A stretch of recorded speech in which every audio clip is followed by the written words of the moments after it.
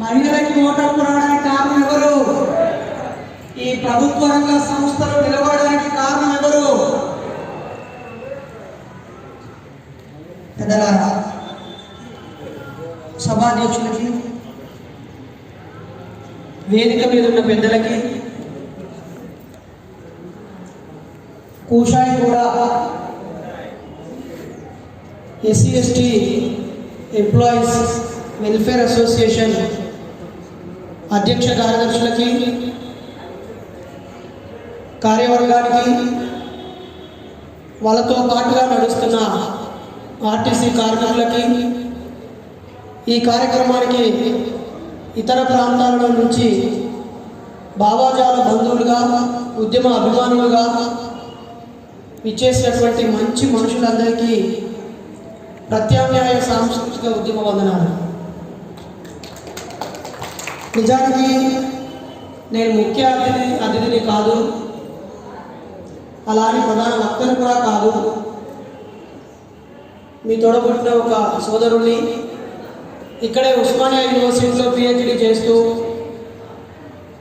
నా thesis submit చేయడం కోసం ఇక్కడే గత 4 రోజులుగా ఉంటున్న క్రమంలో యూట్యూబ్లో ఈ మంగళవారం యొక్క ప్రత్యేకత గురించి, కాళ్ళకి, చేతులకి, మెడలకి కట్టుకునే దారాల యొక్క ఉపయోగం లేదనే విషయాల గురించి, మనందరినీ మూఢనమ్మకాలు ఎలా నష్టపరుస్తున్నాయో వివరించే క్రమంలో ఎవరినా చూసి మేము 4 ఏళ్లుగా మంగళవారం రోజు దండ వేయడానికి ఏదైతే కారణమో, ఈ సమాజం మంగళవారం మంచిది కాదు అని అనుకుంటున్న తరుణంలో ఎందుకు మంచిది కాదు అని తవ్వుతూ ఓహో, మంగళవారం మా అందరి దేవుడైన బాబాసాహెబ్ అంబేద్కర్ పుట్టినందుకే మంచిది కాదా అని గుర్తించి సమాజానికి ఎదురెదుతూ ఏదైతే సమాజం వెలివేసిందో, అంటరానిగా భావించిందో, చెడుగా భావించిందో అదే రోజును పండగగా భావించి 4 ఏళ్ళుగా ఇక్కడ ఒక ఉత్సవాన్ని నిర్వహిస్తూ ఈ పండగ గురించి పనిచేస్తున్న వ్యక్తిగా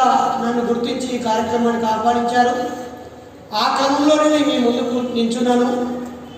నిజానికి నాకంటే పెద్ద వయసు వాళ్ళు, మా తండ్రి కంటే పెద్ద వయసు వాళ్ళు, మా తల్లి కంటే పెద్ద వయసు వాళ్ళు, నా తోడబుట్టిన వాళ్ళు ఎందరో ఉన్నారు. అనేక ఉద్యమాల్లో పనిచేసి, పోరాటం చేసి, త్యాగం చేసినటువంటి మనుషులందరూ ఉన్నారు. అయితే నేను ఆ మంగళవారానికి సంబంధించిన స్పెషలిస్టులు కాబట్టి నన్ను పిలిచినని ఈ గొప్ప అవకాశం వచ్చిందని భావిస్తున్నాను. జై మంగళవారం, జై మంగళవారం. మంగళవారం మంచిదా చెడ్డదా? మంచిదా చెడ్డదా? ఏ మనసుంటే ఏ రోజైనా మంచి రోజు. నిజమా కాదా? అట్లనే నేను కూడా, మీరు నా ఎన్ని వీడియోలు చూసినా నా ఇంట్లో ఒక 20 నల్లంగిలు ఉంటాయి. ఎన్ని ఉంటాయి? 20 ఉంటాయి. ఇవే బ్లూ పాయింట్లు ఉంటాయి, ఇవో ఉంటాయి. బయట పోయేటప్పుడు ఏం చేసుకోవాలని ఆలోచించడం ఉండదు, అన్ని కిందే ఉంటుంది కాబట్టి. సో చాలామంది నల్లంగి మంచిది కాదు, ఇది వేసుకుంటే మంచి జరగదు అనేటువంటి అపనమ్మకంతో ఉన్నారు. అది కూడా తప్పే. అసలు రంగులలో నల్ల రంగు మంచిది కాదనేది తప్పు. నేనైతే ఇదే బట్టలతో పెళ్లి చేసుకున్నా, ఇదే బట్టలతో కాపురం చేసినా, ఇదే బట్టలతో నాకు 2 పిల్లలు పుట్టిరు. కూలి పనికి పోయినప్పటి నుంచి మోరుకుంటే ఈ కూషాయి కూడా బస్ ఎక్కి 2004లో సికింద్రాబాద్ పీజీ కాలేజీకి, ఆర్ట్స్ కాలేజీకి ఆ 3 నంబర్ బస్సు ఎక్కేది. ఎక్కినప్పుడల్లా కూషాయి కూడా మీ బస్సే కనిపించేది. అప్పటి నుంచి ఇప్పటిదాకా కూడా ఇదే నల్ల చొక్కాతో ఉన్నా. వేసుకునే చొక్కా రంగులో ఏ మహత్యం ఉండదు. అలాగే వారాలలో శుక్రవారమే మంచిది అనే దాంట్లో అర్థం లేదు, లేదా ఆదివారమే మంచిది అనే దాంట్లో అర్థం లేదు.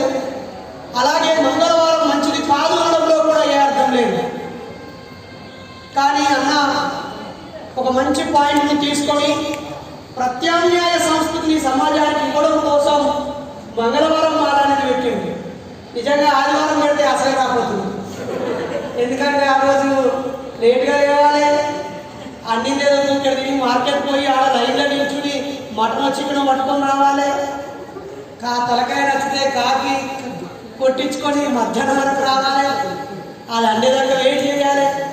ఆదివారం అంటే చాలా మందికి రెస్టు, లేదంటే తినుడు, లేదంటే ఇతడు ఆగి పండుడు. ఇక కొంచెం మెదట్లో మతం ఉంటే మాత్రం చదువు రాకున్నా సంఖ్యలో బైబిల్ పెట్టుకొని పాస్టర్ దగ్గరికి పోయి మోకరికి గొర్రె పిల్లలాగా నమాజ్ చేసుడు, ఇక ఇంకేదన్నా కాలక్షేపాలు చేస్తూ ఉంటారు. కానీ నా ముందున్న పెద్దలారా, నా పక్కనున్న నాయకులారా, మీ అందరికీ ఖచ్చితంగా బాబాసాహెబ్ అంబేద్కర్ గారు ఏ ప్రత్యామ్నాయ సంస్కృతిని మనకిచ్చారు అనే విషయాన్ని ఖచ్చితంగా మీకు చెప్పాలనే మైక్ తీసుకున్నాను. మధ్యలో 2 3 డ్రైవర్ అన్నలో కండక్టర్ అక్కలో బుక్కెడు తిరిగి పోతారని, వీళ్ళు పోకముందే ముచ్చటంతా చెప్పాలని మైక్ గుంజుకున్నాను. తర్వాత మీకు కూడా మైక్ వస్తుంది, కానీ ఎందుకంటే నేను వీళ్ళతో మాట్లాడడం నాకు చాలా ముఖ్యం. మళ్ళీ ఒకసారి జై భీమ్. సో నేను అటు ఇటు ఎటు ఓను, చక్కగా పాయింట్కి వస్తాను. గతంలో ఆర్టీసీ సమ్మె చేసినప్పుడు ఒక ఉపన్యాసకుడిగా వరంగల్, కరీంనగర్, జనగామ డిపోల్లో జరిగిన ప్రతి ధర్నాలో పాల్గొని నా గొంతు వినిపించాను. చాలా బాధేసింది. ఈరోజు ఆర్టీసీలో ఉన్న కార్మికులందరూ చాలా తెలివైన వాళ్ళు. ఈ మాట మిమ్మల్ని బిస్కెట్ అయ్యడానికి అంటలేదు. మేము తెలుగులో ఏం చెబుతాం, మీ 10 చదివి 12 చదివి ఆపేసి ఆ టికెట్ కొట్టుకుంటూ ఆరం కొట్టుకుంటూ ఈ బస్సుల మీద రోడ్ల మీద బతుకుతున్నామని మీరు అనుకోవచ్చు. కానీ ఒక్కసారి 10 సంవత్సరాలు 20 సంవత్సరాలు వెనక్కి వెళ్ళి చూస్తే ఆ రోజుల్లో బడి మొదలయ్యాక మధ్యతరగతి పేద కుటుంబాలలో బళ్ళకు పోతున్నప్పుడు ఆ బడిలో 10వ తరగతిలో మంచి మార్కులు వచ్చిన వాళ్ళకి ఆర్టీసీలో ఉద్యోగాలు ఇచ్చారు. నిజమా కాదు? ఎందుకంటే నాతో పాటు చదువుకున్న మా అక్క చాకలి కులం వసంత్ అక్క 10వ తరగతిలో స్కూల్ ఫస్ట్ వచ్చింది. ఇప్పుడు ఆమె ఆర్టీసీ కండక్టర్గా ఉద్యోగం చేస్తుంది. నిజంగా ఆ అక్కకి సరి అయిన సౌకర్యాలు అవకాశాలు అన్నీ ఉంటే ఆమె ఖచ్చితంగా ఒక గ్రూప్ 1 ఆఫీసర్ అయ్యేది, లేదా సివిల్స్ బట్టి ఐఏఎస్ ఐపీఎస్ స్థాయికి వెళ్ళేది, లేదా ఇంకా కొంచెం ఆ అక్కకున్న హైట్కి పరుగు పందెంలో అక్కకున్న యాక్టివ్నెస్కి ఖచ్చితంగా ఎస్ఐఓ ఇంకా పై అధికారం అయ్యేది లేదు. కానీ ఒక తరం మొత్తం మధ్య పేదతరగతి కుటుంబాల్లో పుట్టినటువంటి మనందరినీ, చదువులో మంచి మార్కులు వచ్చిన వాళ్ళందరినీ ఆర్టీసీ తన కడుపులో పెట్టుకొని ఉద్యోగాలు ఇచ్చింది. మరీ ముఖ్యంగా ఆడవాళ్ళకి ఎక్కువ అవకాశాలు ఇచ్చి వాళ్ళకి డబ్బు సంపాదించే ఆర్థిక సాధికారతను ఇచ్చినటువంటి ప్రభుత్వ రంగ సంస్థలో మొట్టమొదటి స్థానంలో ఆర్టీసీ సంస్థే ఉంటుంది. ఈరోజు హైదరాబాద్ మహానగరం అభివృద్ధిలో, నిర్మాణంలో, మిగతా ఉద్యోగస్తులు వాళ్ళ ఉద్యోగాలకి క్షేమంగా చేరడంలో, లేదా చదువు కోసం పల్లెలను విడిచి ఈ పట్టణానికి వచ్చినటువంటి పేద మధ్యతరగతి విద్యార్థులందరికీ చదువును దగ్గర చేసి చదువును అందించింది ఆర్టీసీ వ్యవస్థ. మరి ఏ వ్యవస్థలో పనిచేసిన ఉద్యోగులైనా, ఆ పక్కన బిహెచ్ఈఎల్ ఉద్యోగులైనా, లేకపోతే ఈసీఐఎల్ ఉద్యోగులైనా, అక్కడ డిఎంఎల్ఆర్ ఉద్యోగులైనా, హెచ్ఏఎల్ ఉద్యోగులైనా, ఏ రకం ఉద్యోగులైనా కూడా గమనించండి, వాళ్ళందరూ ఈరోజు 3 అంతస్తుల భవనాల్లో ఉన్నారు. వాళ్ళ పిల్లలు ఉన్నత స్థాయిలో ఉద్యోగాల్లో, వ్యాపారాల్లో ఆర్థికంగా స్థిరపడి కార్లలో వెళ్తున్నారు. ఒక 15-20 సంవత్సరాల క్రితం ఆయా రంగాల్లో ఉద్యోగంలో చేరిన పబ్లిక్ సెక్టార్లో ఉన్న వాళ్ళందరూ. కానీ మీ ఆర్టీసీలో ఉన్న వాళ్ళు ఇంకా పక్క వాళ్ళ లిఫ్ట్ అడుకోవడం, ఆ గల్లీలో ఏ టైంకి బస్సు వస్తుందని బస్సు ఎక్కే పరిస్థితిలో, మహా అంటే ఏ అలవాటు లేని వాళ్ళు బండి మీద, ఇంకా ఉపాయం కొద్ది కొంచెం పొదుపు వేసి దాచుకొని ఆడబిడ్డలు లేనోళ్ళు, అన్నదమ్ములు ఆధారపడినోళ్ళు, అవ్వయ్యకి జబ్బులు లేనోళ్ళు, కొడుకులు బిడ్డలు చెప్పినట్టు ఇన్నోళ్ళు ఎంతో కొంత సంపాదించి బాగుపడ్డారు తప్ప 5-10% మించి ఆర్టీసీ నమ్ముకొని పనిచేసిన కార్మికులు ధనవంతులు కాలేకపోయారు. ఈ విషయాలన్నీ మాట్లాడుకోవాల్సిందే. చాలా మటుకి ఆర్టీసీ కార్మికులు కలిసినప్పుడు మనకు శాలరీ ఎంత పెరిగింది, మనకి ఎంత తగ్గింది, సెలవులు ఏమైనా పోయాయా, సమస్యలు ఏమైనా ఉన్నాయా, హక్కుల గురించి మాట్లాడుతున్నా. కానీ మీరందరూ ఎందుకని ఆర్మీలో పనిచేసే వాళ్ళకి రిస్క్ అలవెన్స్ ఉంటుంది, మరి మీరు ప్రాణాలు చేతిలో పెట్టుకొని మీ కాళ్ళ కింద 100 మంది ప్రాణాలను పెట్టుకొని కంటికి ఒత్తులు వేసుకొని అందరినీ కాపాడుతూ ఈ సమాజాన్ని నడిపిస్తున్నారు రథచక్రాలు కదా. మీ హక్కుల గురించి, ఇప్పుడు జరుగుతున్న ఆర్థిక లోపాల గురించి, ఎక్కడికి పోయి ఆగుతుంది, వీటన్నిటి గురించి కూడా మాట్లాడుకోవాల్సిన అవసరం ఎంతో ఉంది. అయితే ఈరోజు ప్రత్యామ్నాయ సంస్కృతి బాబాసాహెబ్ దండా అనే ఒక కార్యక్రమం కాబట్టి ఆ విషయాలకు నేను వెళ్ళట్లేదు. ఖచ్చితంగా ఈ హైదరాబాద్ నగర సంపద పైన ఆర్టీసీ కార్మికుల హక్కు ఉంది.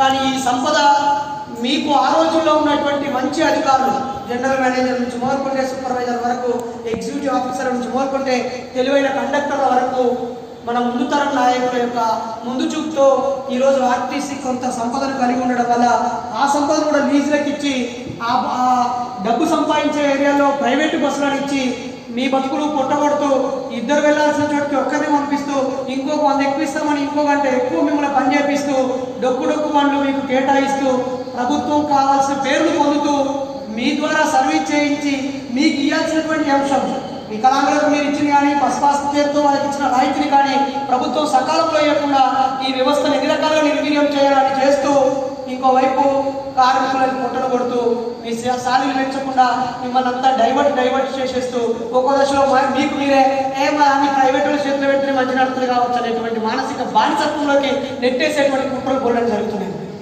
ఇవన్నీ గుర్తించిన బాబాసాహెబ్ అంబేద్కర్ ఈ దేశాన్ని వ్యాపార దేశంగా గుర్తించలే, సంక్షేమ దేశంగా గుర్తించాడు. వెల్ఫేర్ స్టేట్ అన్నాడు. అందుకే బాబాసాహెబ్ అంబేద్కర్ మీరు గుర్తించారు. ఈరోజు కార్మికులు పొందే ఏ హక్కు అయినా మీరు ఎస్సీ ఎస్టీ వెల్ఫేర్ యూనియన్ పెట్టుకున్నైనా లేదా మీ సంఘం కట్టుకున్నైనా ఒకరోజు మీకు సెలవు రావడమైనా 8 గంటలు పనిచేయడమైనా అదనంగా పనిచేస్తే మస్టర్ ఇవ్వడమైనా సెలవు రోజులు పనిచేసిన 2 వేతనాలు మీకు కట్టేయడమైనా లేక మీ ఆరోగ్యం బాగాలేకపోతే రీగు తీసుకోవడమైనా లేదా ఆ తల్లి తన బాబుకో పాపకో జన్మనియడానికి 6 నెలలు సెలవు కావాలన్నా వీటన్నిటి గురించి ఒక్క ఎస్సీ ఎస్టీలే కాదు బీసీలైనా ఓసీలైనా ఎవరైనా కార్మికులుగా పనిచేస్తున్న ప్రతి కార్మికుడి హక్కుల వెనకాల ఇప్పుడున్న ఎర్ర జెండా పోరాటాల కంటే ముందే బాబాసాహెబ్ ఒక్కడే హక్కులను అందించాడు. అందుకోసమే మంగళవారం దండ వేస్తున్నామని మీరు అందరికీ చెప్పాల్సిన అవసరం ఉంది. అలాగే ఒక్కో రోజు ఒక్కో నాయకుడితో దండ వేపిస్తూ ఏసి బాబాసాహెబ్ మెడలో వేసే ఈ దండకి అయిన ఖర్చు నేను ఇచ్చాను, ఆ ఖర్చు వెనకాల నా కష్టార్జితం ఉంది, ఎవరో ఇచ్చిన చెందా లేదు, ఈరోజు నేను దండ వేస్తున్నాను, ఈ రోజు నుండి నేను ఎలాంటి మద్యం ముట్టను అని ప్రతిజ్ఞ చేయడం కూడా మన దగ్గర నుంచే మొదలు కావాలి. ఈరోజు మీ కార్మికులే కాదు, సింగరేణి కార్మికుల దగ్గరికి వెళ్ళినా బోసే ఉంది. ఏ కార్మికులు అయినా మీ కార్మికుల వ్యవస్థలో ఆర్టీసీలో ఎందుకు సంపన్న కులాల వాళ్ళు ఎక్కువ కార్మికులుగా లేరు?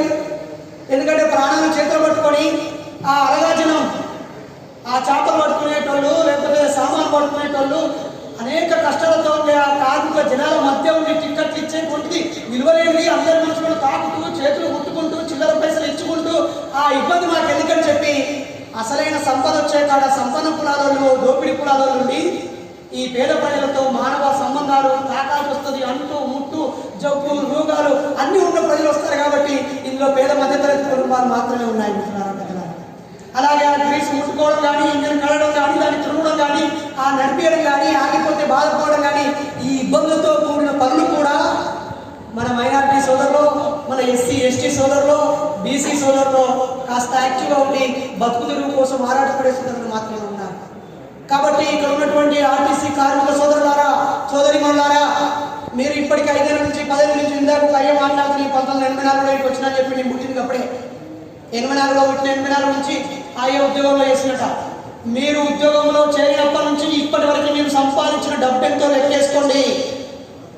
ఒక్కసారి బ్యాంకుకి వెళ్ళి స్టేట్మెంట్ తీస్తే ఎన్ని లక్షల రూపాయలు ఎన్ని కోట్ల రూపాయలు నువ్వు ఈ ఆర్టీసీ పేరుతో ఉద్యోగంలో చేరినాక నీకు వచ్చిన జీతం 3000 నుంచి చేసిన కావచ్చు, 1800 నుంచి చేసిన కావచ్చు, ఇప్పుడిప్పుడే 20,000 30,000 చేతికి వస్తున్నాయి కావచ్చు.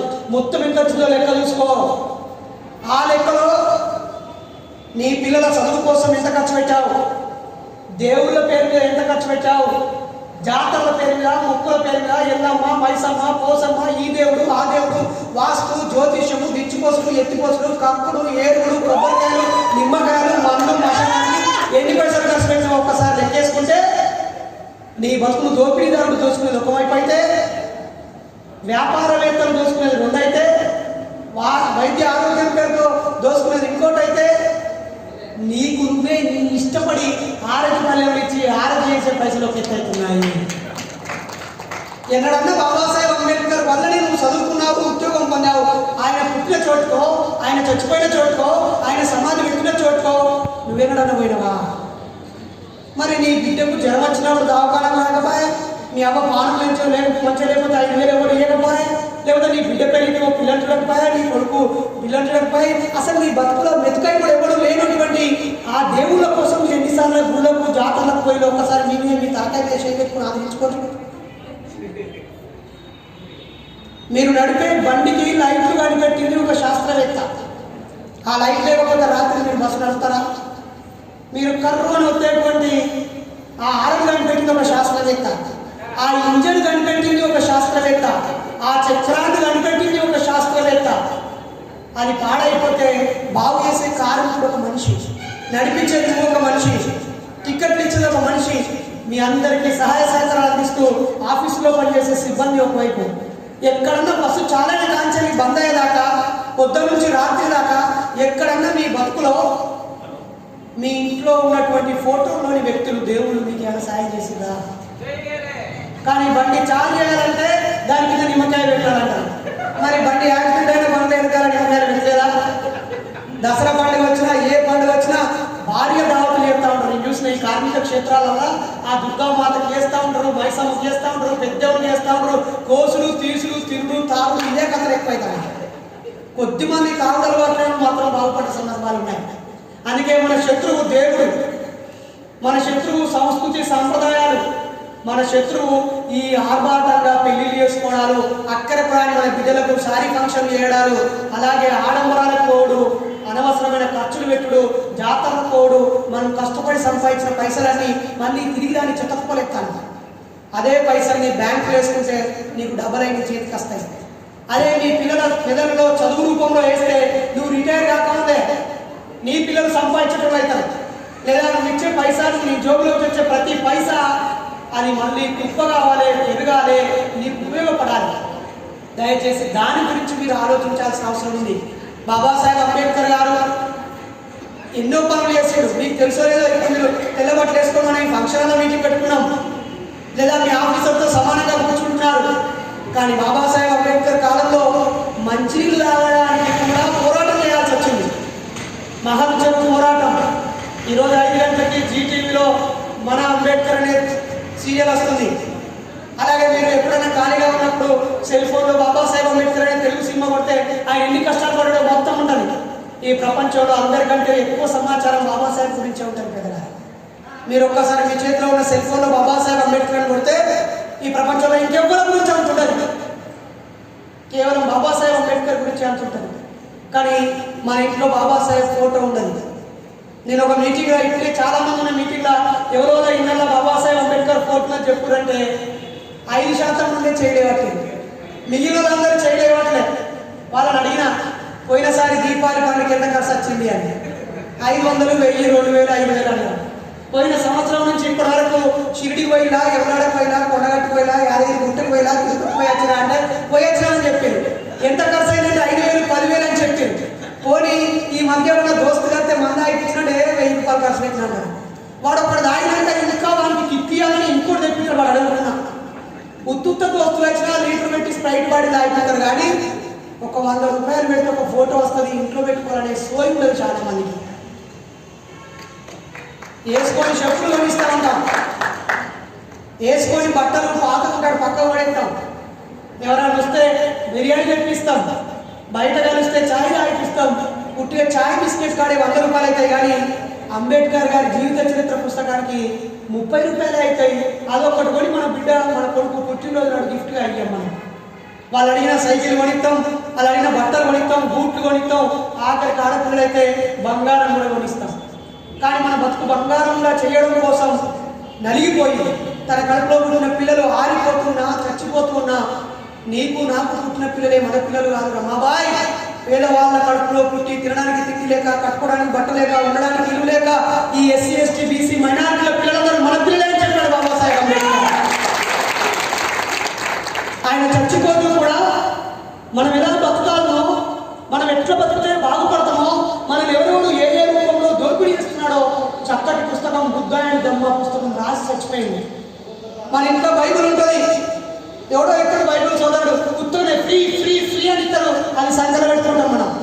లేదా భగవద్గీత ఇస్తాడు, ఇంకా 5-10 రూపాయలకే విలువ చేసినటువంటి వివేకానందుని చరిత్ర వస్తుంది, లేకపోతే ఇంట్లో దేవుని మహత్యం వస్తుంది.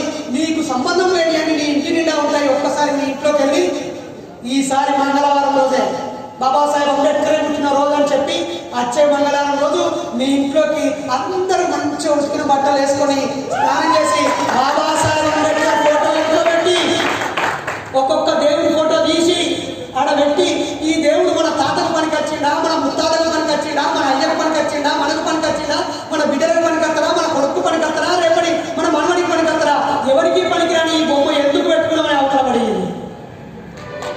ఒక్కొక్క విగ్రహం చూడండి, అవన్నీ రాజా రవివర్మ అని ఒక బ్రాహ్మణ సోదరుడు గీసిన బొమ్మలే. అన్ని ఫోటోలకి ఇలాంటి ఒక పేపర్ తీసుకొని చిన్నగా రంధ్రం చేసి ఆ ఫోటోలకి వెళ్ళి ఇట్లా చూడురి, అన్ని ఫోటోలు ఇట్లా పెట్టి చూడురి, ఆడ ఫోటో పెట్టుని మగ ఫోటో పెట్టుని, అన్ని దేవుళ్ళ మొక్కలు ఒకటే తీరుగుంటాయి. అన్ని ముక్కు మూతి చెవులు కళ్ళు పెదాలు గల్వా చెప్పులు అన్నీ ఒక తిరిగినే ఉంటాయి. అన్ని మీరు ముఖ్య అన్ని దేవుడు ఎందుకంటే ఒక్కటే గీసిండు, ఒకటే బొమ్మ గీసిండు, మిగిలిన ఆకారణాలు అలా ఆభరణాలు అని పెట్టి వీళ్ళే దేవుళ్ళు దేవుళ్ళు దేవుడు అంట.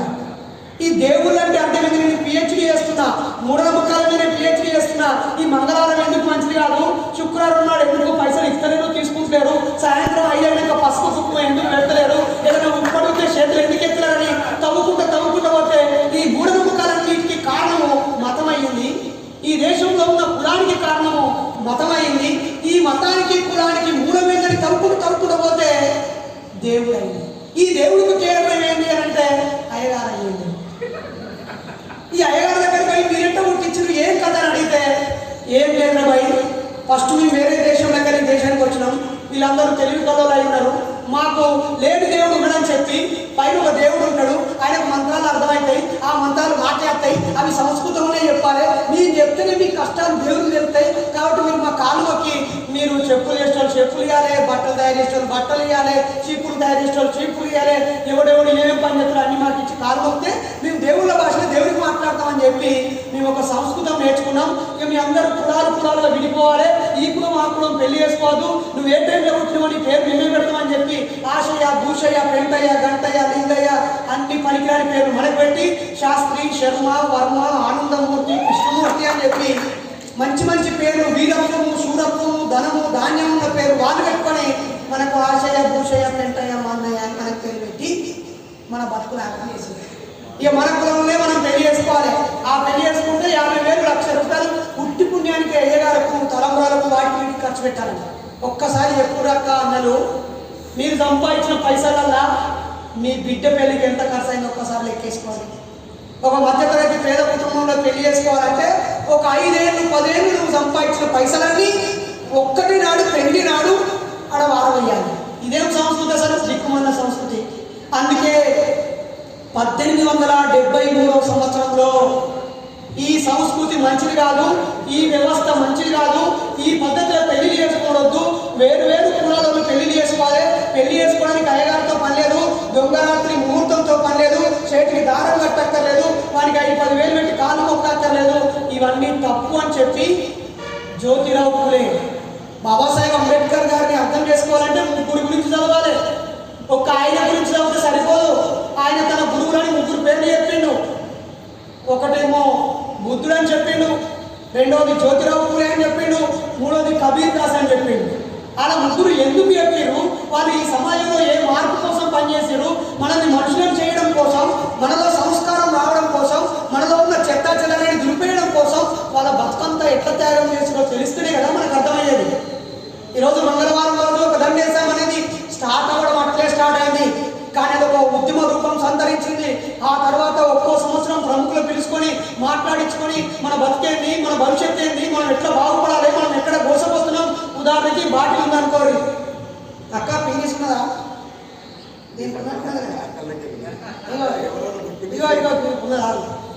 ఇగో ఈ బాటిల్ ఉంది, మన బతుకు అనుకుంటే ఈ బతుక్కి ఇక్కడ ఒక పొక్క పడిచినాం అనుకో ఏమవుతుంది, కారిపోతున్నాయిగా నీళ్ళు.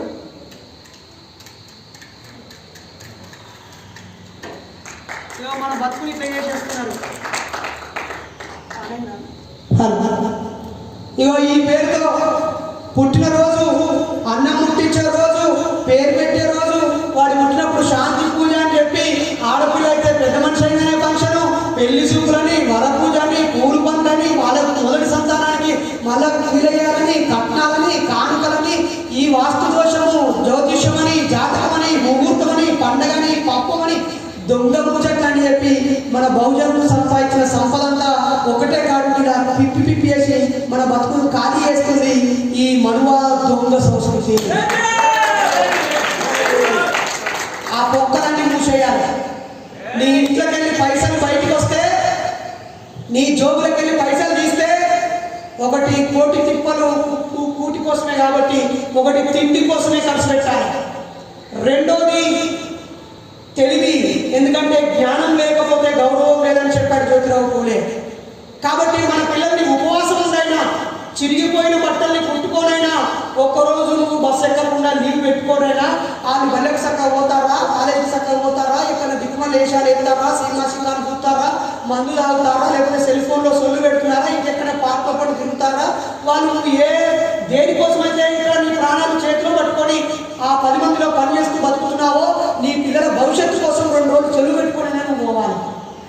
నీ జోబులోంచి డబ్బులు వస్తే తిండికి, చదువుకి, లేదంటే గౌరవం కోసం మంచి బట్టలు వేసుకో. ఆ అక్క ఉంటుంది, ఆ చెప్పులు పాత చెప్పులే మూలగొట్టుకున్నది బయట కట్టుకొని వేసుకుని వస్తాను. కానీ పనికి మన దేవుడికి మాత్రం కొత్త కొబ్బరికాయ తెచ్చి టప్పిమని బలగొడతా ఉంటుంది. లేకపోతే ఎవరో బై మిస్టేక్ వీళ్ళు చూసి నీకేదో లోపం ఉన్నది, నువ్వు మనసులో అనుకుంటావు మరి అయితలేదు, నీ ఇంట్లో పిల్లలు నీ చేయి దాటిపోతున్నారు, నీ నోట్లో మాట్లాడదు, నీ జోబులో పైసలాగవు, నిన్ను నమ్మినోడే నీకు మోసం చేస్తున్నాని వాడు 10 ముచ్చట్లు చెప్పగానే అవునా అని చెప్పి వాడి కాలు మొక్కి దండం పెట్టి ఆయన లోపలికి పిలిచి 5,000 10,000 వాడికి ఇచ్చాక వాడు మెండగా వాడు మొత్తం మంది తల్లి మెడలున్నదో ఇంట్లో ఎత్తుకొని పోతా ఉండదు. తెల్లారి వాళ్ళకి ఎలా ఏమిటికి వచ్చిన పనికిమాల కథలు ఇవన్నీ. మీరు ధరించే బట్టలు ఉందామని బాబాసాహెబ్ అంబేద్కర్ చెప్పాడు. అందుకే సూటు బూట్ వేసుకొని సూట్ ఇచ్చాడు మనకి. నిజమా కాదా? సూటు బూట్ వేసుకున్నాడు. అందుకే మీరు కార్మికులే కావచ్చు, ఆయన పుట్టినరోజు నాడు లేదా ఆయన సంబంధించినటువంటి మెమోరియల్ డేస్ అప్పుడు కానీ, మీ పెళ్లి రోజు కానీ, మీ పుట్టినరోజు కానీ, ఇంకా మన బతుకులు బాగుండడం కోసం పనిచేసిన మహనీయుల పుట్టినరోజు కానీ, చారిత్రక రోజుల్లో మీ ఆఫీసర్ కంటే ఖరీదైన బట్టలు మీ ఒంటి మీద ఉండాలి. అవి నీకు ఆత్మ గౌరవాన్ని ఇస్తాయి. నీ మెడలో బంగారం ఉండాలంటే వేసుకో, ఆఫీసర్ కంటే ఎక్కువ వేసుకో, కానీ నీ బాటిల్కి ఎక్కడ హోల్లో దాన్ని మాత్రం గుర్తించు. అక్కడ దానికి ఖర్చు మాత్రం అసలు పెట్టాలి. అందుకే బాబాసాహెబ్ అంబేద్కర్ 1956 అక్టోబర్ 14వ తేదీన నా ప్రజలందరూ చెడిపోవడానికి కారణము, నా ప్రజలందరూ ఖర్చుల పాలు కావడానికి కారణము, నా ప్రజలందరూ బాగుపడకపోవడానికి కారణము ఏంటిదని ఆలోచించి 22 వాక్యాలు రాసి సంతకం పెట్టింది. ఈరోజు బాబాసాహెబ్ అంటే నాకు ఇష్టం, జై జై జై జై జై భీమ్ అన్న, జై భీమ్ జై భీమ్ అంట, జోహార్ అంట, అమర్ రాయ్ అంట, అంబేద్కర్ అంటే ఇష్టం, అంబేద్కర్ లేకపోతే నాకు చదువు లేదు, అంబేద్కర్ లేకపోతే నాకు ఉద్యోగం లేదు, అంబేద్కర్ లేకపోతే నాకు ఏం లేదు అంటాను కదా. ఆయన అంబేద్కర్ ఏం చెప్పినా నువ్వు తెలుసుకోకపోతే నువ్వు అంబేద్కర్ అనే అర్హత నీకు ఎక్కడికి? ఆ 22 వాక్యాలు చెప్తే నీకు జల్లు ఉంటుంది. ఈ సమాజం ఇట్లా ఉండడానికి కారణం కులమని గుర్తించి కులం పోవాలని చెప్పిండు ఆయన. మతం అని చెప్పి మతం నాశనం కావాలని చెప్పిండు ఆయన. ఈ మతంలో ఉన్న దేవుడి వల్లే నా బతుకు ఆగమవుతుంది, మా వాళ్ళు సంపాదించిన పైసలన్నీ అట్నే పోతున్నాయని ఆయన, నేను రాముడిని కృష్ణుడిని దేవుడని అంగీకరించను, నేను ఆ దేవుళ్ళని మొక్కను అని చెప్పేసి ఏకంగా. అలాగే నేను గౌరీ గణపతులను కూడా మొక్కను అని చెప్పేసి.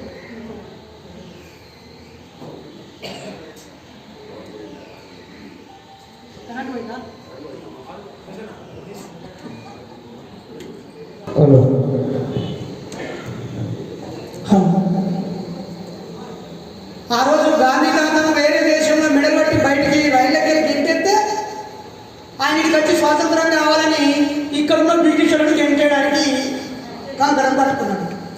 మరి మన బాబాసాహెబ్ అంబేద్కర్ని కనీసం నీళ్ళు తాగనియలే కదా. ఈ దేశం కూడా వేరే దేశం కూడా అవమానిస్తే గాంధీ తాత ఇంటికి వచ్చి బ్రిటిష్ వాళ్ళు గో బ్యాక్ అని స్వతంత్రం కోసం పనిచేసిన పుస్తకాలు రాసుకుంటే సంకలు గుద్దుకొని సప్పట్లు పట్టుకుని గాంధీ తాత జిందాబాద్ అంటున్నాడు. కానీ ఈ దేశంలో ఉన్న ప్రజలు, ఈ దేశంలో పుట్టి పెరిగినటువంటి బాబాసాహెబ్ అంబేద్కర్ పెద్ద పెద్ద చదువులు చదువుకొని వచ్చి రూమ్ కిరాయి ఇవ్వమంటే ఆయనకు రూమ్ కిరాయి లేదు. బరోడా సంస్థలలో ఆఫీసర్ అయినా, యూనివర్సిటీలో ప్రొఫెసర్ అయినా, పార్సీ వాళ్ళు ఆయన అర్ధరాత్రి మేడబట్టి బయటికి గెంటేసిన రూమ్ రెంట్ డబల్ ఇస్తాను.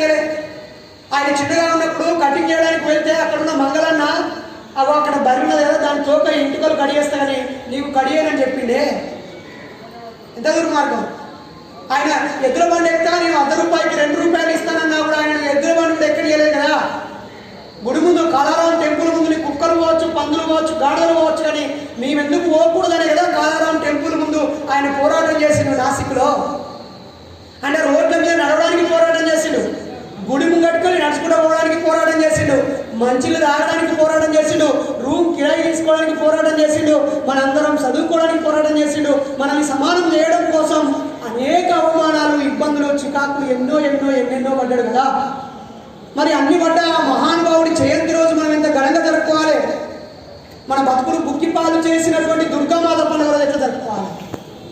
మన బతుకులు బాగుండడం కోసం, ఆడవాళ్ళ చదువుల కోసం తన భార్యను చదువు చెప్పి ఆమెను చదువుల తల్లిగా మార్చి మొట్టమొదటి మహిళా ఉపాధ్యాయురాలు చేసి మన కడుపులో పిల్లలు పుడితే ఈ అందరి మీద ప్రేమ తక్కువై మన ఇద్దరు పిల్లలు ఉండాలి, వాళ్ళకు చదివించాలి, వాళ్ళని అక్కడ చదివించాలి, వాళ్ళకి భూమి కొనాలి, ఫ్లాట్ కొనాలి, డబ్బు సంపాదించాలి, వాళ్ళని ఇంకా పెద్ద చేయాలి, మన బతుకంతా మన పిల్లల కోసమే బతుకుతామని అసలు పిల్లలే కనకుండా ఉన్నటువంటి సావిత్రిబాయి పూలే, జ్యోతిరావు పూలేలా పుట్టినరోజు మనకు జరగాలి. దయచేసి మీ ఇంట్లో ఉన్నటువంటి దేవుళ్ళ ఫోటోలు నేను తీసేయమనట్లేదు, మొక్కకు అనట్లేదు. ఈసారి గట్టిగా మొక్కుర్రి. అయ్యా మీరు మాకు ఏమేమి చేసినో జస్ట్ తెలియజేయండి అన్నం పెట్టిన. అయ్యా నేను రోజు శుక్రవారం మొక్కుతున్నా, సోమవారం మొక్కుతున్నా, పూజ చేస్తున్నా, నేను ప్రతి దేవుడికి మా ఇంట్లో ఏ శుభకార్యం జరిగిన కొబ్బరికాయలు కొడుతున్నా, దండం పెడుతున్నా, మీరు మా కోసం ఏం చేసినా ఆలోచించరు. అలా ఆలోచించి ప్రశ్నించడం మొదలు పెడితే దేవతలందరూ తోక ముడుచుకొని వెళ్ళిపోతారు. అవకాశం ఉంటే యూట్యూబ్లో అసలు దీపావళి పండుగ ఎలా పుట్టింది, దసరా పండుగ ఎలా పుట్టింది, రేపు సంక్రాంతి రోజు అయ్యప్ప స్వామిని మన నెత్తి మీద ఎట్లా పెట్టిండ్రు, వినాయక చవితి అప్పుడు వినాయకుడి పండుగ ఎట్లా వచ్చింది, అసలు ఆ వినాయకుడి స్థానంలో అంతకుముందు ఉన్నటువంటి శివాజీ ఉత్సవాలు ఎందుకు ఆగమైపోయినాయి, ఎందుకు ఆ శివాజీ ఉత్సవాలు ఆగమైపోయినాయి, ఎందుకు జ్యోతిరావు పూలే స్థాపించిన సత్యశోధక సమాజ్ అనే సంస్థ ఎక్కడ ఆగమైపోయింది, ఆ తర్వాత మనందరినీ మనుషులను చేసింది పెరియారి రామస్వామి. 1925లోనే మాకు డబ్బు కాదు, చదువు కాదు, ఉద్యోగాలు కాదు, మాకు గౌరవం కావాలి అని పోరాటం చేసిండు ఆయన. మాకు గౌరవము, సమానత్వం వస్తే డబ్బదే వస్తుంది, తెలివదే వస్తుంది, రాజ్యాధికారం కావాలని చెప్పి 1967లోనే ఆయన రాజ్యాధికార రుచిని అందించి వెళ్ళాడు మహానుభావుడు. అందుకే కాంశీరామ్ గారు ఢిల్లీలో ఉత్తరప్రదేశ్ ముఖ్యమంత్రిగా మాయావతి అయ్యాక వాళ్ళందరూ కుంభమేళాలు జరిపి బట్టలు వేసుకోకుండా నీళ్ళలో మునుగుతూ సాధువు సంతులు అఖండ శివులు చూపించినట్టుగా అఘోరాలు వీళ్ళు వాళ్ళు పండుగ వేసుకుంటూ ఉంటే, రే మీరు మొక్కే దేవుళ్ళతో ఎంపికంత ఉపయోగం లేదు, మా బతుకులు ఇలా ఉండడానికి కారణము జ్యోతిరావు పూలే, ఆయన కంటే ముందు మమ్మల్ని సమానత్వం వైపు దేవుడు లేడు, దయ్యం లేదు, ఆత్మ పునర్జన్మ స్వర్గ నరకాలు లేవని చెప్పిన మహాత్ములైనటువంటి గౌతమ బుద్ధుడు మా మహానుభావుడు మీకు మీ ఈ కుంభమేళాకు గట్టిగా కౌంటరు ప్రత్యామ్నాయ సంస్కృతి ఏంటంటే పెరియార్ మేళా అని చెప్పి పెరియార్ మేళా జరిపాడు అదే ఉత్తరప్రదేశ్లో పెద్దలారా. మరి పెరియార్ ఏం చేశాడు? ఈ కార్మిక సంఘాల కంటే ముందే కార్మిక పోరాటాలు చేసిండు, హక్కుల కోసం పోరాటం చేసిండు. బాబాసాహెబ్ అంబేద్కర్ గారు ఏ పోరాటాలైతే మహారాష్ట్ర డిగ్రీ కేంద్రంగా చేశాడో అవే పోరాటాన్ని దక్షిణ భారతదేశం కేంద్రంగా, తమిళనాడు కేంద్రంగా ప్రజల్లో నుంచి పోరాటం చేశాడు.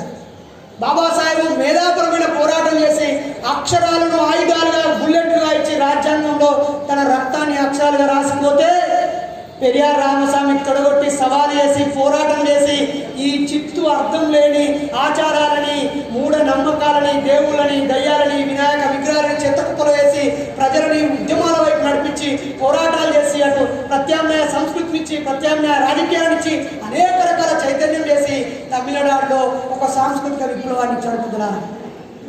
అలాంటి మహనీయులు అనేక మంది పోరాటం చేసి ప్రత్యామ్నాయ చరిత్రను మనకు అందిస్తే వచ్చింది. ఈరోజు ఉత్తమ మంగళవారం రోజు దండ అనే ఒక్క అంశం వెనకాల అనేక చరిత్ర ఉంది. ఒకరోజు కాకపోతే ఒకరోజైనా మంగళవారం మంచి రోజు కాదు అని మా వాళ్ళు అడుగు బయట పెట్టకుండా ఈరోజు మా మహనీయుడు పుట్టినరోజు అని కనీసం ఆ రకంగానైనా మంగళవారాన్ని మంచి రోజుగా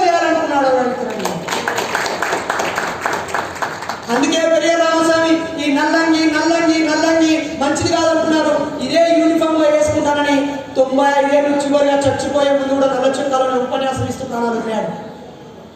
కాబట్టి దయచేసి ప్రజలారా, మా ముందున్న కార్మికులారా, నాయకులారా ఆలోచించండి. మీ అందరి ముందు ఒక సవాలు పెడుతున్నాను, మీ బిడ్డగా, మీ తమ్ముడిగా. నువ్వు చదువుకున్నావు, బాగుపడ్డావు. అలా బాగుపడ్డ ఒక వ్యక్తి బాబాసాహెబ్ అంబేద్కర్ దగ్గరికి వచ్చి, నేను నీవు ఇచ్చిన రాజ్యాంగ ఫలితాల వల్ల నేను బాగుపడ్డానయ్యా, నాకేం చెప్పాలో చెప్పు, ఇక సూట్ కేసు నేను డబ్బులు ఉన్నాయి ఇయ్యాలన్నా అన్నాడట. లేకపోతే పైసలు కావాలన్నా, నేనేం చేయాలి, నేను పని చేయాలన్నా, నా ఉద్యోగం రిజైన్ చేసి మీతో తిరగాలన్నా అని అంటే, నువ్వేం చేయక్కర్లేదు, మంచి బట్టలు వేసుకొని నువ్వు ఎక్కడైతే అవమానించబడ్డావో, ఎక్కడైతే పెరిగి షెడ్యూల మీద ఆడుకున్నావో, ఎక్కడైతే మన పేదలు ఉన్నారో అక్కడి నుంచి చేతిలో ఒక మంచి పుస్తకం పట్టుకొని నువ్వు డ్యూటీకి వెళ్ళేప్పుడు ఒక 5 నిమిషాలు నడుచుకుంటూ వెళ్ళి చాలు, నిన్ను చూసి నా జాతి మేల్కొంటది అని చెప్పిందంట. అలాగే మీరు కూడా పెద్దలారా, ఒక రోజుకి 24 గంటల సమయం ఉంటుంది. అందులో మీరు 10 గంటలు పనిచేస్తారు. ఇంటికా నుంచి ఇంటికి రావడానికి పోవడానికి మధ్యలో కోసంతా పోతే 12 గంటలు మీరు ఈ పని కోసమే కేటాయిస్తున్నారు. కానీ మిగిలిన 12 గంటల్లో 6 గంటలే నిద్రపోతారు. 10 గంటలు పడుకొని 4 గంటలు వేస్తే మరి మిగిలిన 6 గంటల పరిస్థితి ఏంటి? ఇంకా ఒక్కరోజు మీకు ఇంకా 6 గంటల సమయం ఉంటుంది పెద్దలారా. ఆ 6 గంటలను ఇందాక కన్నా ఏనుగు గుర్తు కోసం పనిచేయమన్నాడు. ఇంకొక తమ్ముడు తెలంగాణ శ్యామన్ అయితే మనందరినీ ఐక్యం చేయడం కోసం పనిచేయాలన్నాడు. రాజ్యాధికారం కోసం పనిచేయాలి, ఏకం చేయడం కోసం పనిచేయాలన్నాడు. నేనేమో దేవుడు లేడు, దయ్యం లేదు, మూఢనమ్మకాలు నమ్మకురి, ఈ జాతకాలు నమ్మకురి నేను ఒకవైపు చెప్తున్నా. ఇదే నిజం. మీ సంపద ఆగమవుతుంది, దాన్ని కాపాడుకోరి. అట్లనే మీకు సమానత్వము, గౌరవము, హక్కులు, పోరాటాలు, అవకాశాలు రావాలంటే ఖచ్చితంగా ప్రతి వ్యక్తి వ్యక్తిగత రాజకీయ చైతన్యంతో ఉండాలి. ఆ చైతన్యం కోసం మీ సమయాన్ని కేటాయించండి. అలాగే రిటైర్ అయిన పెద్దలు ఇక్కడికి వచ్చి మాట్లాడారు. ఇందాక ఒక ఆయన, నేను ఎన్నేళ్ళ సర్వీస్లో ఫస్ట్ టైం వేదికకి మైక్ పట్టుకుంటాను అన్నాడు. నన్ను అయితే చెప్పుతో కొట్టినట్టు అనిపించింది. అంటే ఆ అయ్య ఒక 30 ఏళ్ళు పనిచేసి ఉంటాడు, 4గురిని కని ఉంటాడు, వాళ్ళ పెళ్లిళ్ళు చేసి ఉంటాడు, వాళ్ళ బిడ్డల పెళ్లిళ్ళు చేసి ఉంటాడు, వాళ్ళ కొడుకుల పెళ్లిళ్ళు చేసి ఉంటాడు, అన్ని చూసి ఉంటాడు, ఇల్లు కట్టి ఉంటాడు, ఏమో చేసి ఉంటాడు. కానీ ఇప్పటి వరకు పైకి వచ్చి ఒక ఫోటో దిగడం, ఒక మైక్ పట్టుకుని తన అనుభవాల్ని, ఆలోచనని 10 మందికి మంచి మాట, అరే ఇట్లా బతుకుర్రా, అరే ఇట్లా బతుకుర్రా అని చెప్పే అవకాశం ఎందుకు రాలి? అంటే ఈ కుర్చీలన్నీ కొద్దిమంది చేతుల్లో బందీగా అయిపోయినాయి. మనకు మనం సంఘం కట్టకపోవడము, మనకు మనం ఏకం కాకపోవడము, 1-2 సార్లు మన సమావేశం కాకపోవడము, మనలో నుంచి ఉపన్యాసకులు కాకపోవడము, అనుభవాలు చెప్పే అవకాశం రాకపోవడము, మన బాధలు మనం చెప్పుకొని ఎట్లా బయటపడాలో మాట్లాడుకోకపోవడం వల్లనే ఆయన రిటైర్ అయిపోయినా కూడా ఆయనకు మైక్ రాలేదు. ఇందాక ఒక అన్న వచ్చి 2-3 ఏళ్ల తర్వాత ఇప్పుడు ఇంతమంది కూర్చొని మైక్ పెట్టుకొని మంచిగా మీటింగ్ పెట్టుకున్నాం తమ్ముడు అన్నాడు. అది కూడా బాధ అనిపించింది నాకు.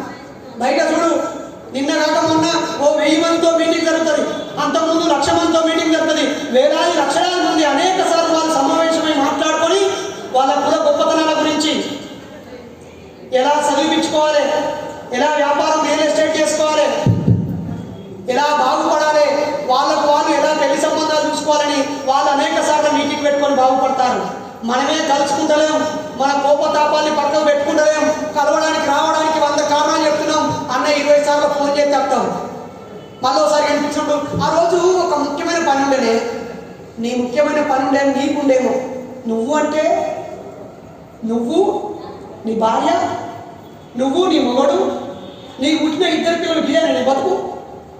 అలాకోసమే బతుకుతావా? పోనీ 1 కోటి రూపాయలు సంపాదించితే వాళ్ళు తృప్తి చెందుతారా? లేకపోతే 100 ఎకరాలు 5 ఎకరాలు కొనిస్తే అబ్బా మా అమ్మ నాన్న గొప్పలు అనుకుంటారా? గుర్తుపెట్టుకోండి, సమాజం ముఖ్యంగా ఏర్పడలే, ఎవరికి వాళ్ళు బతకడానికి కాదు ఇక్కడ భూమిలో ఉన్నది. మనం సమిష్టిగా ఉండాల్సిందే, ఆలోచనల ప్రకారంగా కలవాల్సిందే.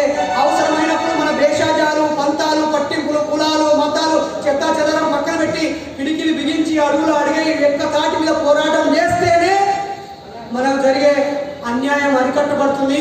మన పొట్టును కొట్టే వాళ్ళని ఎదుర్కోగలుగుతాం, సమాన అవకాశాలు పొందగలుగుతాం. పెద్దలారా, దయచేసి ఆలోచించండి. మహాత్ముడు జ్యోతిరావు పూలే పోరాటం వల్ల చదువు వచ్చింది, బాబాసాహెబ్ అంబేద్కర్ వల్ల ఈ హక్కులు అవకాశాలు వచ్చినాయి, పెరియారి రామస్వామి వల్ల గౌరవ మర్యాదలు వచ్చినాయి. మనం బతికే బతుకు వెనకాల మహనీయుల త్యాగాలు ఉన్నాయి. మనం ఉపయోగించుకునే పెన్ను నుంచి మొదలుకుంటే మీరు నడిపే బస్సు దాకా ప్రతి వస్తువు వెనకాల శాస్త్రవేత్తల శాస్త్రవేత్తలు అంటే ఎవరో ప్రయోగశాలలో ఉండేవారు కాదు. ఈ ఈ మట్టిలో నానబెట్టి బట్టలు ఉతుకుతే మురుగుపోతుందని చెప్పి సబ్బును కనిపెట్టిన సాకలన్నారు సైంటిస్టులే. కాళ్ళకి ముళ్ళు గుచ్చుతున్నాయి, కాలుతున్నాయి, దీన్ని కాపాడుకోవడం కోసం ఆ చచ్చిన జంతు చర్మంతో చెప్పులు వేసుకోవాలని ఆ లందలో ఆ చెక్క వేసి ఆ వాసనను భరించి అందమైన చెప్పులు చేయడంలోనే రసాయన శాస్త్రం ఉంది.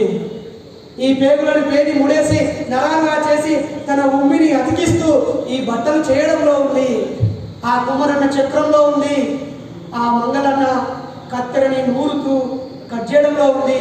ఆకాశానికి నిచ్చెనేసి ఆ చెట్టు ఎక్కి తెల్లని పాలని మనకిచ్చి మన కష్టం మర్చిపోయేలా చేసే గౌడన్నలో ఉంది.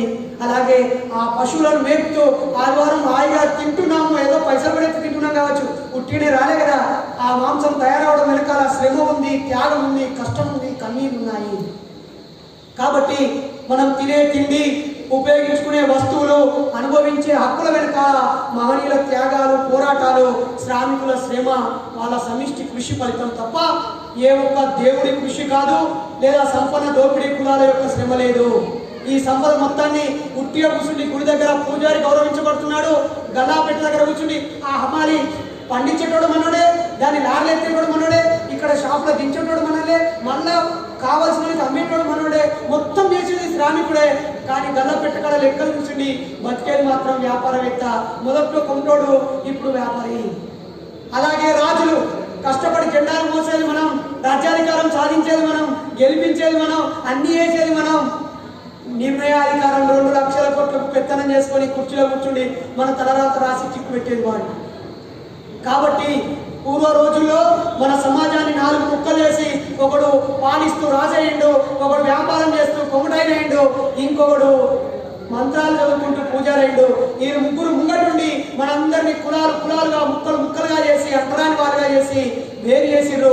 కాబట్టి ఇప్పుడు మనం ఆ చరిత్రను గుర్తించి మన చేతిలో భూమి ఎందుకు లేదు, విద్యా సంస్థల్లో ప్రొఫెసర్గా మన వాళ్ళు ఎందుకు లేదు, న్యాయ వ్యవస్థలో జడ్జిలుగా ఎందుకు లేరు, ఐఏఎస్ ఐపీఎస్ ఉన్నత స్థానం ఉద్యోగాల్లో మన వాళ్ళు ఎందుకు లేరు, మన బతుకులు బాగుండాలంటే ఇప్పుడు మనల్ని పట్టి పీడిస్తున్నటువంటి దేవుడు అనే నమ్మకాన్ని, కులం అనే గజ్జి రోగాన్ని, అలాగే ఆచార సాంప్రదాయాల పేరుతో అయ్యే వృధా ఖర్చుని, మన బతుకులు పాడు చేసేటువంటి చెడ్డ అలవాట్లైనటువంటి మందు తాగడాన్ని, ఆర్భాటాలకు పోయి వృధా ఖర్చులతో చేసే పెళ్లిళ్ళు, ఈ చెత్త చెదారాన్ని అన్ని అదుకోండి అన్ని పక్కకు పడేసి ఆరోగ్యం మీద దృష్టి పెట్టి, మెదడు మీద దృష్టి పెట్టి మనం చైతన్యంతో ఉంటూ మంచి మాట తిరిగి ముందు చెప్పినట్టుగా సమ్యక్ వాక్కుని, సమ్యక్ దృష్టిని, సమ్యక్ చర్యల ద్వారా మద్యపానం ముట్టనని, అలాగే వ్యభిచారం చేయనని, దొంగతనం చేయనని, అన్ని జీవుల పట్ల గౌరవంగా ఉంటానని ఆ బుద్ధుడు చెప్పిన పంచశీలను పాటిస్తూ, ఆ మహానుభావులు చూపిన మార్గంలో మనం నడుస్తూ, మన డబ్బుని పొదుపు చేసుకుంటూ, మన జ్ఞానాన్ని పెంచుకుంటూ, మన పిల్లల్ని బాగు చేసుకుంటూ, ఇంతకాలం జరిగినటువంటి దోపిడికి తెలివితేటలతో మన పిల్లల్ని బాగు చేయడం ద్వారా, అలాగే మనం సమయం ఇచ్చి, మనం సంఘం కట్టి, మనం ఐక్యంగా ఉండి, మళ్ళీ ఇందులో అరే ఆయన వేదిక మీద ఉన్నాడు, నా ఫోటో రాలే పేపర్లా, అందరినీ నా పక్క ఫోటోని పేరు పెట్టి పిలిచిగా నన్ను విలువలే పేరు పెట్టి, అరే ఇది చేస్తే ఆయనకే పేరు వస్తుంది, ఈయనకే పేరు వస్తుంది, అబ్బా ఆయన కొంతసేపు మాట్లాడు, నాకు కొద్దిసేపు, ఇవన్నీ చిల్లర ముచ్చట్లు. మీ గుండె మీద చేసుకొని రిటైర్ అయిపోయాక ఖచ్చితంగా మీ సమయాన్ని కృష్ణ రామ అంటూ పిచ్చి వేషాలు వేస్తూ గడపకండి. ఇంకా ఇంకా ఇంకా ఇంకా మీ పిల్లలు ఈ బిడ్డ, ఆ కొడుకు, ఆ మనోడు, ఆ మనోడు అక్కడ బతుకులు కాదు. బయట చూడండి, చాలా మత సంస్థలు వాళ్ళ యవ్వనంలో ఉన్నప్పుడే వాళ్ళ పిల్లల్ని, కొడుకుని మత ప్రచారానికి ఫుల్ టైంగా వదిలేస్తే అటు నర్స్గా మారి విద్యా సంస్థలు నడిపిస్తూ, హాస్పిటల్లో నర్సులుగా, డాక్టర్గా పనిచేస్తూ వాళ్ళ కుటుంబాలు లేకుండా క్రైస్తవాన్ని కాపాడుతూ మన బిడ్డలే దేవుడికి భార్యలుగా, దేవుడి పేరు మీద వెళ్ళిపోయి నర్సుగా సేవ చేస్తున్నారు, మదర్సాలో సేవ చేస్తున్నారు. ఇంకా సన్యాసం పుచ్చుకొని జై శ్రీరామ్ అంటూ మనకి ఏ పని చేయనటువంటి రాముని పేరు మీద గుళ్ళు గోపురాలు కడుతూ, రోడ్ల మీద ఉన్నటువంటి రాళ్లను, రప్పలను, గుడులను, గోపురాలను కాపాడడానికి ప్రాణం పోయినా మంచిదే, ప్రాణం తీసినా మంచిదే అని పనిచేసే స్థాయిలో వాళ్ళని తయారు చేసుకొని ఫుల్ టైం గా పనిచేస్తున్నారు. మరి మనం కడుపు నిండిన వాడే కడుపు ఎండిన వాడి కోసం ఆలోచించాలి, కొట్లాడాలి. కాబట్టి నా ముందున్న కార్మికులైనా, లేదా రేపు యూట్యూబ్ ద్వారా చూసే ఇతర కార్మికులైనా, నువ్వు తినడానికి తిండి వస్తుంది, దానికి కారణం నీ కష్టమే, నీ తెలివే, నువ్వు బాగుపడడానికి నువ్వే కారణం. కానీ నీ కోసం, నీ సహాయం కోసం, నీ పాత్రను పోషిస్తే బాగుపడడం కోసం ఎంతో మంది ఎదురు చూస్తున్నారు. నీది నిండగానే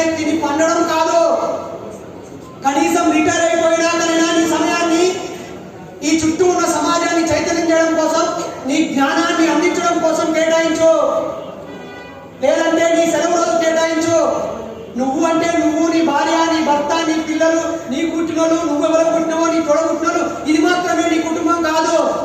అలా నీ కుటుంబం అని నువ్వే గుండం తీసుకుంటే నీ సంకుచిత బుద్ధితో ఉండిపోయినట్టే. ఏ మహానుభావుడి చరిత్ర తీసుకున్నా వాళ్ళు వాళ్ళ కోసం బతుకుతూ సమాజం కోసం బతికారు.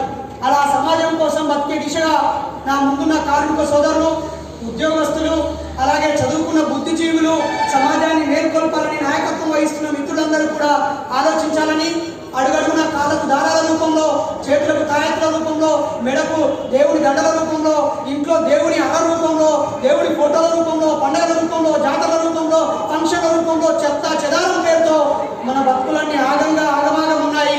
వీటన్నిటిని తుడిచివేయాలని, ఆ తుడిచే ప్రక్రియ మంగళవారం మంచిది కాదు అనే పదాన్ని తుడిచేసి మంగళవారం మహనీయుడు పుట్టిన రోజుగా ముందుకు సాగాలని మీ అందరినీ కోరుతూ, ఈ యూనియన్ ఇంకా ఉన్నత స్థాయికి వెళ్ళాలని, ఆ క్యాలెండర్ చూసినప్పుడల్లా మీ బాధ్యత మీకు గుర్తుకొచ్చి సెలవు రోజులు ఎప్పుడున్నాయి, ఎప్పుడు సెలవు పెడితే 2 రోజులు కలిసి వస్తుంది, అప్పుడు ఏ జాతర ఉన్నది, ఏ పండుగ ఉన్నది ఏడిపోత కాదు. ఎప్పుడు అవకాశం వస్తే నా జాతిని కలవడానికి నలుగురం కలితే పండుగ, ఇంట్లోని 4 కిలోలు పోసుకొని తింటేనే పండుగ. మాసిన బట్టలైనా చినిగిన బట్టలైనా ఉత్తుక్కొని వేసుకోవచ్చు, కుట్టుకొని వేసుకోవచ్చు. కానీ ఇప్పటికే చినిగిపోయిన ఈ సమాజాన్ని ఏకం చేయాల్సినటువంటి బాధ్యత మీలాంటి వాళ్ళ మీద ఉందని హృదయపూర్వకంగా కోరుతూ, మీరు కొట్టే ఆరంతోటే ఊరు మేల్కొంటుంది. ఈ సీసీ కెమెరాలు లేని రోజు ఆ ఊళ్ళలో రాత్రి నైట్ అవుట్ చేసిన ఆర్టీసీ కండక్టర్ అన్నదే ఆ ఊరికి నిజమైన రక్షణ కవచాలు. మరి ఒక ఊరి నుంచి మరో ఊరికి క్షేమంగా చేరుస్తూ డబ్బులున్నా లేకున్నా ఎంత టికెటో అంత టికెట్ పట్టుకొని ఎంత దూరమైనా ప్రయాణించేలాగా ఈ పేద మధ్యతరగతి ప్రజలందరినీ కడుపులో పెట్టుకొని చూస్తున్నది మీరే. ఎంతో మంది మానసిక ఒత్తిడిలో వస్తువులు మర్చిపోయిన ప్రేమగా బాధ్యతగా మంచి సొమ్ము నాకెందుకని కష్టాన్ని మాత్రమే నమ్ముకునే నా ఆర్టీసీ కార్మిక అన్నలు ఆ డిపో కాడ పడేసి మీ ఉన్నత తత్వాన్ని ప్రదర్శిస్తున్నారు. గోకుల్ చాట్ లాంటి చోట్ల బాంబులు దుండగులు పేర్చి ముక్కలు చేస్తే ఉద్యోగం ఉన్నా పోయినా మంచిదే అని అక్కడికక్కడే ఆర్టీసీ బస్సులు వెనక్కి తిప్పి వాళ్ళని హాస్పిటల్ పంపించినటువంటి మంచి మానవత్వం ఉన్న వ్యక్తులు మీరు. తోటి డ్రైవర్లు బస్సు ఆపి బాధపడితే 100 మందిని ఒప్పించి వాళ్ళకి ఇచ్చినా పడి ఆ అన్నకు సాయం చేసి నిజమైన వసుదైక కుటుంబం, భిన్నత్వంలో ఏకత్వం, మానవత్వం, సహాయక గుణం, సేవా గుణం అందించేటువంటి మీరు మీ శ్రమకి, మీ మంచితనానికి తలవంచి సలాం చేస్తూ, మాలాంటి బిడ్డలు ఎందరో చదువుకోవడానికి మీలాంటి బస్సులే కారణం. ఎందుకంటే నాకు ఇప్పటికీ గుర్తు, 1999లో నేను ఇంటర్మీడియట్ చదువుతున్నప్పుడు 18 కిలోమీటర్లు సైకిల్ మీద వెళ్ళేది. బస్సు రాని రోజు ఆ 7276 అనే బస్సు పరకాల హైదరాబాద్లో ఆ డ్రైవరు మల్లేశం అన్న, ఆ కండక్టర్ సదానందం అన్న ఇప్పటికీ నాకు గుర్తు. నాకు చదువు చెప్పిన చదువులతో పాటు కన్న తల్లిదండ్రులతో పాటు ఆ 2 ఏళ్ళు నన్ను ఆ కాలేజీకి పంపించి, ఈ యూనివర్సిటీకి పంపించి ఒక సైకాలజిస్ట్గా సంఘ సంస్కరణలో నా పాత్రని పోషించేలాగా శ్రమ విలువ, డబ్బు విలువ, ఎక్కేటప్పుడు దిగేటప్పుడు ఆలస్యమైన ఎటుపోయినోరా రారే ఇంటికాడ మీ అబ్బాయి ఎంత గోసపడతారా అని చెప్పి బతుకు విలువ నేర్పించారు ఆ అన్నలు. కాబట్టి మీరందరూ కూడా సైకాలజిస్టుగా మారిపోవాలని, దుఃఖంలో ఉన్నటువంటి మీ తోటి ప్రయాణికుల ముఖాల్లో చిరునవ్వుకు మీరు చిరునామా కావాలని, మీ కుటుంబాన్ని సరిదిద్దుకొని మంచి అభ్యుదయం వైపు వెళ్తూ మహనీయుల మార్గంలో నడవాలని మనసారా కోరుతూ, ఇంతమంది కార్మికులను పరిచయం చేసినటువంటి అన్నకు, నిర్వాహకులకి, తోటి ఉద్యమకారులకి, వేదిక మీద ఉన్న పెద్దలకి, ముందున్న పెద్దలకి పేరు పేరున సామాజిక ఉద్యమాలు తెలియజేస్తూ జై భీమ్ తెలియజేస్తూ ముగిస్తున్నాను. థ్యాంక్ యూ అన్న. జై భీమ్. మీ యొక్క ఈ సందేశం